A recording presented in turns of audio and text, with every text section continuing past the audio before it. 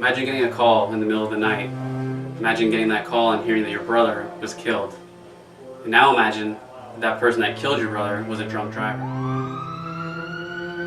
Imagine getting a call late at night that your parents were killed in a car wreck.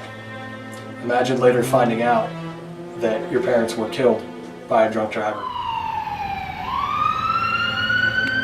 Not knowing your father because he thought he could drive home one night after drinking instead of waiting for a taxi. All of these scenarios could have been prevented. Drunk driving is already a huge problem in our country. There are over 1.4 million DUI arrests in this country and over 13,000 DUI fatalities.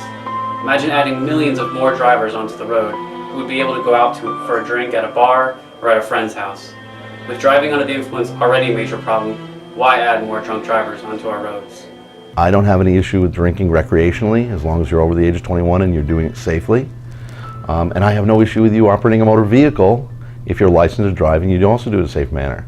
Where the issue comes is when you combine the two.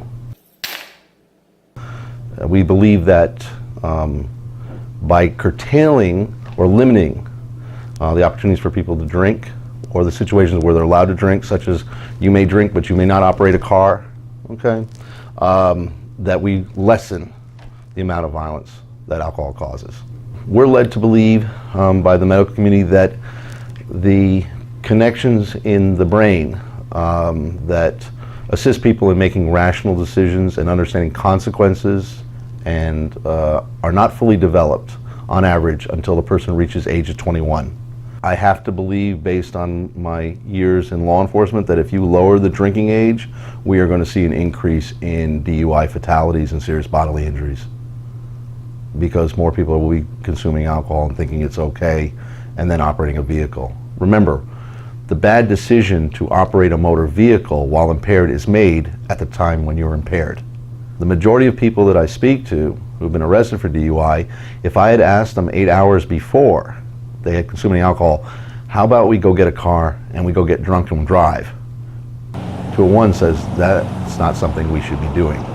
In the state of Florida, a DUI conviction will stay on your record for 75 years. So that means every job application that you make, every insurance company you go to, every time you have a background investigation, you will have to explain this on your record. And that's not an easy thing to live with for a lot of people. People who live good, clean lives, who've made good decisions, made one bad decision. It is a conscious decision. There's no excuse for it. Okay? There's no mistake. You don't accidentally fall into your car with the keys in your hand while impaired and drive. It's a conscious decision to do so. And it is something that will stay with you for 75 years on your record.